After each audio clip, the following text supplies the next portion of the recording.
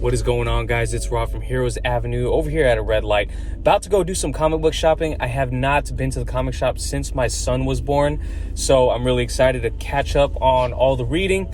I'm really out here, especially for this Doomsday Clock conclusion, so I'm going to pick that up along with some other things. But yeah, we're going to also talk some Star Wars in this little vlog. I just thought I'd take you guys with me to the comic shop. We don't normally post on Wednesdays, but whenever I get a chance to, I will do so. Stay tuned.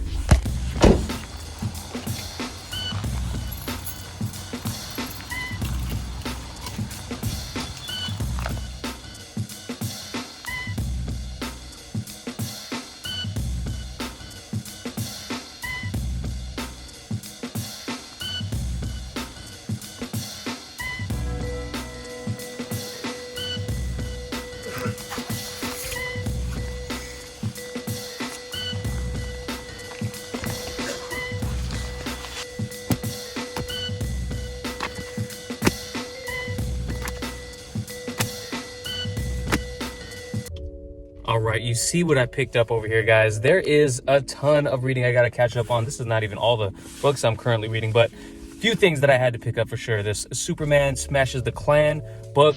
This is a super unique book for Superman, and it's definitely a throwback type of book, but it has a unique spin on it and a great message. If you guys haven't read the first one, I highly suggest you guys pick it up if you can. The second one, I'm hoping it's just as good as the first, so I'm picking up that. Obviously, you got to get this Doomsday Clock.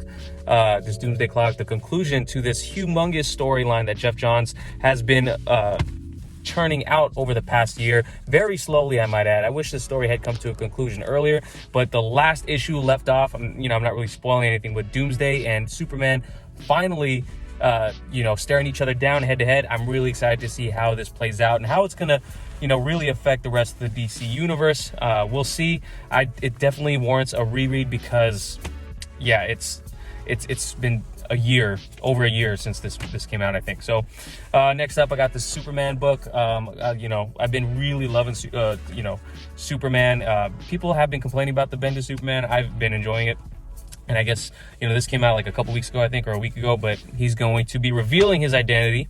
And then I got a bunch of DC Black Label books. So we got the Joker Killer Smile book 2. What else did I get? I got Wonder Woman Dead Earth. And I also got Batman Last Night on Earth book 3. All of these DC Black Label books. DC Black Label has been killing it, and I highly suggest you guys check out some of the stories, especially I don't know what to expect out of the Wonder Woman one. The Joker one, I got to reread the first one. It's been so long since I read it, but Batman Last Night on Earth, really enjoying this story. This is supposedly the last time Snyder and Capullo are teaming up to write Batman. They've been killing it. And lastly, I picked up Shazam. Obviously, Shazam I've been enjoying, and this is also Jeff Johns. The artwork's changed up a little bit. I forgot who was doing the art for the first few issues of Shazam, but artwork is okay. But I'm really loving the fun side of things with Shazam, and I'm sure the new movies will be taking a lot from this new run. So yeah, these are the books that I picked up. Gonna go grab some coffee, then we're gonna talk some Star Wars. Okay, so one of the other big things that we have to talk about, obviously, is Rise of Skywalker. Now, I know there's probably not a ton of people on this channel that are huge Star Wars fans. I know there are some, but I am definitely one of them, so I just wanted to share my quick thoughts on the initial reactions, which I didn't do a video on, but pretty much the initial reactions are kind of mixed. There are definitely those who are incredibly excited about this movie and thought it was a fitting ending despite all of the problems it might have. And this movie was bound to have a ton of issues given how J.J. Abrams started off the trilogy intending for things to get answered as the trilogy progressed. But Rian Johnson went in, he kind of subverted a lot of expectations in a lot of his directorial choices, obviously. And while I was still a fan of it with all of its flaws, I feel like every Star Wars movie has like quirks and things that are just, they just wouldn't work normally. But with Star Wars, you got to live in the universe and suspend some disbelief. And even with all of its flaws, The Last Jedi is something I really applauded Rian Johnson for, the big chances he took. While it wasn't the choices I would have taken, I still enjoyed the movie for what it was.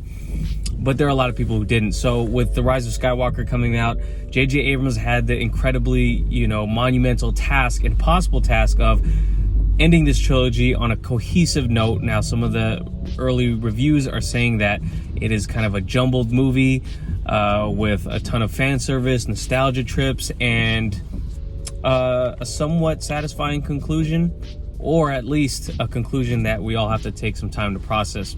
So all that tells me is that, I'm probably going to enjoy it. I feel like I'm that guy who enjoys like every Star Wars movie, at least to some extent. And, that's not the case with all movies, but with Star Wars, something I've been watching all my life, I find the good in almost every movie, and I tend to enjoy it. I enjoy the lore. I just enjoy being in the universe because it just brings out that kid in me. And that's what George Lucas had always intended. This movie and this franchise, it's for kids. And even though it is for kids, adults can definitely enjoy it. And what I'm looking for when I see it tomorrow, be on the lookout for my review. I'm just looking to have a good time. I'm looking to have questions answered. Star Wars, it was never that type of movie to, have Oscar-winning performances or dialogue or writing or anything like that. So I'm just looking to be entertained, kind of like how The Mandalorian is really entertaining me now on Disney Plus. I just want to be entertained. There's a lot of things and quirks in every Star Wars movie that I don't like, but that doesn't mean I don't enjoy these movies. So that's my thoughts on The Rise of Skywalker early reviews. I can tell you guys right now, I haven't seen it, but I'm going to find the good in it. That's kind of what I do, what I like to do in every movie. And it has to be really, really bad for me to really dislike it. So those are my thoughts on Rise of Skywalker. Are you guys seeing it this week? If so, let me know in the comments down below. Don't post any spoilers. And let me know what you guys picked up at the comic book shop this week. I'll see you guys on Friday. Peace.